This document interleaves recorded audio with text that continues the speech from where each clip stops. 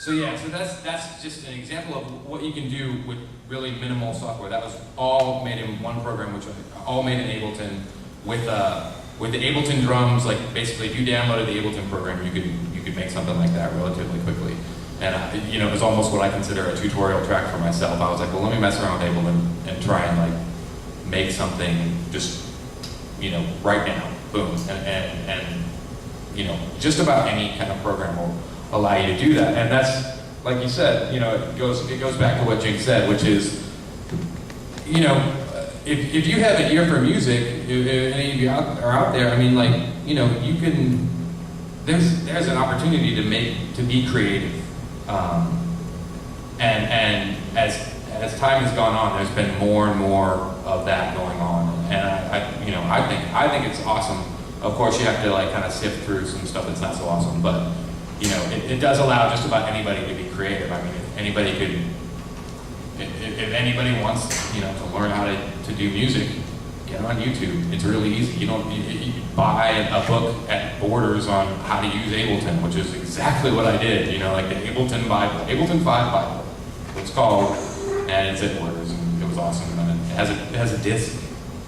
Do it on the computer. It's really great. Well, where I want to move to next, I think it was good to lay down the foundation and let people see your respective styles and kind of get a good feel for you guys and know that these are actually, you know, really good producers and see the talent. I kind of want to talk about things in the music industry in general and locally, nationally, and just the producing game. And I want to start with Rudy.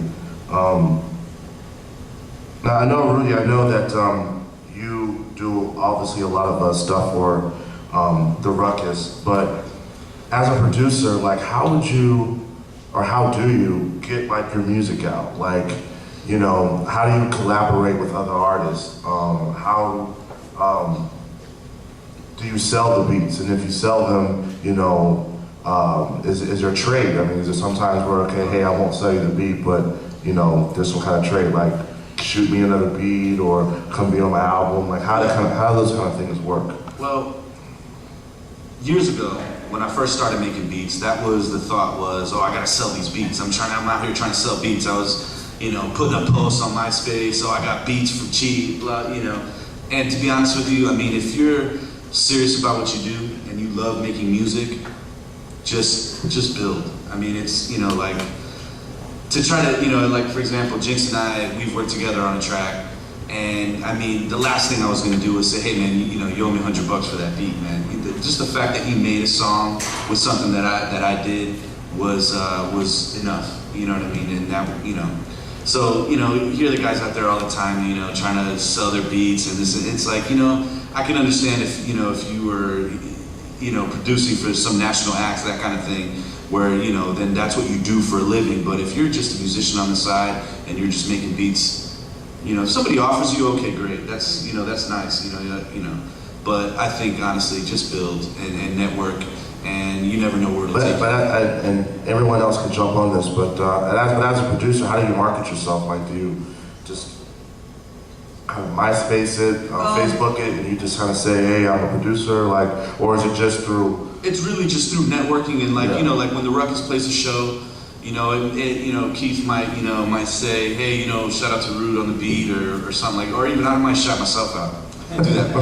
But it's really just through word of mouth. I mean, I might put something up on Facebook, you know, through my friends, but to be honest with you, it's more with the people that I'm surrounded with. And I think maybe I could probably do better as far as trying to get outside of the Tampa circle, but you know, since I've, you know, been here, I've been able to work with some pretty talented folks. So I think the best way that any producer can market themselves is to get to know Deacon and get on a panel where you can talk about making music to people that would normally check you out. No, but I mean, as far as marketing, I agree 100% with Rudy, which is make music for the people that you're friends with, hook people that you respect up, hit up people that you like, and say, hey, you know, I like what you're doing, but like really at this point in the game, once again, Fruity Loops exists, Reason exists. Everybody's got a second cousin who makes beats. Nobody necessarily wants to pay me to make a beat for them. Nobody necessarily wants to pay Jinx or Rudy necessarily to make a beat for them. Just Planet Asia is not calling, you know, like 50 is not calling. Like, maybe you can make something and get it out there and get placement on a record, and that's one way. And it's unfortunate that somebody like Strizzo isn't here, because he could tell you, or Royce or anybody, there's ways to get placement, you know, get yourself in the industry, try and meet as many touring national artists around and hit them up with a beat tape or whatever. But like, as far, and that's, I mean, I do think that's a good way to market yourself if that's the direction that you're going. If you're trying to do kind of more industry standard type stuff, and I don't mean standard in a bad way, but if you're trying to work within the industry, you know, try and get backstage at the, you know, at the Plies show or whatever, and hit Plies or Plies manager or one of his homeboys or whatever up with something. And at some point or another, somebody's going to hear a beat and they're going to like it, and maybe they'll play it. You'll get placement. You'll get like the 7th song on somebody's record. Right, and that builds from there. But when you do that, though, you have to be careful, because I know a lot of producers. I'm sure you guys chime in on this. In fact, I heard Jinx do it. They make sure they put some kind of noise or Like a stamp. yeah, or their name in the beat, because people will steal it and jack it. Right? So talk a little bit about that. I mean, people don't realize that, I mean, I guess most of us who are musicians or just technically savvy or whatever realize that any audio that's coming out of your computer, you know, anybody can take, you know what I'm saying? So it is, like I said, it is important to do that. But the great thing, just to kind of piggyback off of the topic or whatever, and what they were saying, I mean, the great thing about being in 2010 is that it is really easy to go out there and just promote yourself, man, like between YouTube, you know, MySpace, Facebook, Twitter, whatever, you know, you can just connect with people all across the globe, you know, like I've had an experience where somebody in Germany, you know, heard my music on MySpace and was just like, hey, that's dope, sent me a beat, I sent it back with a track, and, you know, next thing I'm collabing with somebody in Germany, you know what I'm saying, that's crazy. But, I mean, but at the same time, at the end of the day, as far as me and what I'm, you know, the way I like to promote my music, whatever, like I'm definitely with Rue, like I definitely like connecting with people and building relationships with people before, you know, you actually collab. Because I think if anything, that's even a better marketing tool, because the music comes out so much more fresh when you have that chemistry with somebody that, you know what I'm saying, that's dope, you know what I mean? I'm like, I don't know, I kind of straight off your question there, but... No. I think that's on par. I think one thing I wanted to touch on, which I was talking a little bit about in the introduction, and goes to the title of this panel, about this, you know, this term, say, backpackers and whatnot.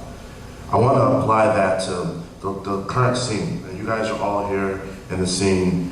I want you, in your perspective, to explain how the hip-hop community is here, in the sense of the local talent, how people cross-pollinate with each other and work with each other, or lack thereof. I want you to talk about the support in the community, as far as people coming out to shows, media coverage. Just locally, what do you think the scene is here, and what are through your perspective, what are your thoughts? Well, It's a big question. It's a big question. I mean, it kind of goes both ways. I mean, there's definitely a lot of talent in Tampa. I mean, it goes pretty deep. And there is a lot of support. You know, there'll be a show, you know, there might be a show one night where, you know, we have like 100, 150 people in a small place. And there's other times when I'm performing for my homies, you know, and they're the only ones who came.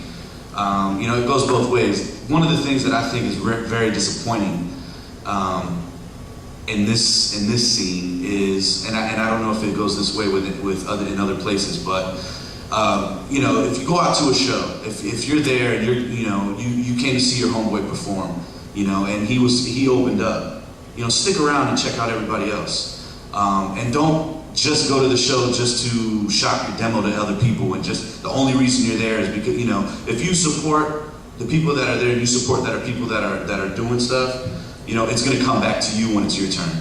you know, and I'm a firm believer in that, and I think that's something that Keith and I try to do. We try to, you know, to support other people. We try to go out to other shows, and you know, you probably always see, especially Keith, you'll always see him in the front row. Anybody's performance in the video, you will see Keith Lee in the front row with his hands up, hyping you up, encouraging you, you know, and I think that's a beautiful thing, man. I think that's, you know, that if we all did that, I think the Tampa scene could be even bigger than what it is now.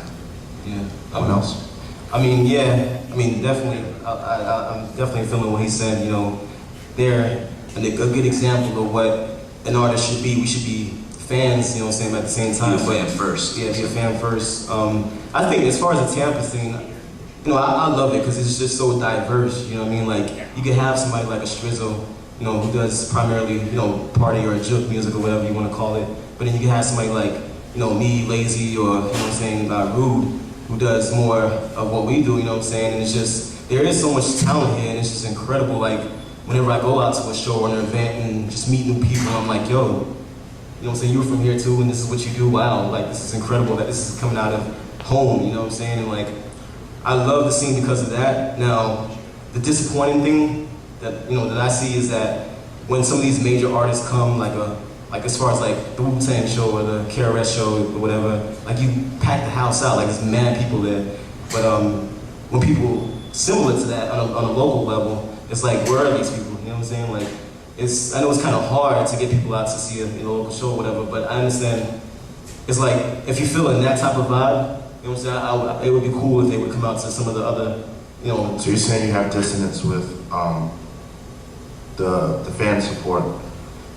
Yeah, people Sometimes. coming out to see shows. But yeah. then again, I can't say that for all the shows. Because the Dynasty show is 200 plus people there. It's crazy, you know what I'm saying? So there is definitely a support system. I just wish it was more consistent, is what I'm saying. Mm-hmm. So, yeah. Lazy, anything? Um, I know, and you're not only you have an interesting perspective on this because not only are you an artist, but you're also a concert promoter, so you're on that other side, having to get people to come out to shows and cover your expenses, or not cover your expenses. And I know about that, but yeah, go ahead and, you know, what do you think about that?